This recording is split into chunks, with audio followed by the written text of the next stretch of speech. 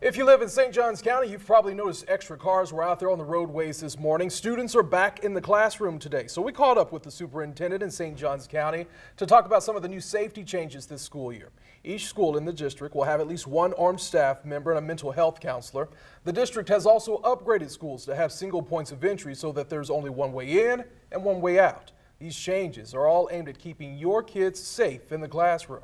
We improve our procedural steps so that kids and staff know how to respond should something occur. And really last and not least is probably the most important is mental health support. Also new this year, students will have to watch a school safety video produced by the Sheriff's Office to teach students how to react in case of an active shooter situation. The St. Johns County Sheriff also sent this letter home with parents putting together their safety plans for the school year. In it, Sheriff David Shore says deputies have been assigned to the schools.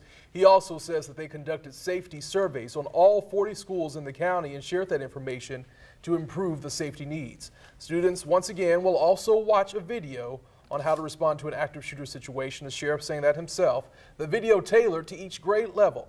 He adds, quote, "As a father, I understand the challenges parents face, and I ask that you continue to be observant and tuned in to your children's friends and activities."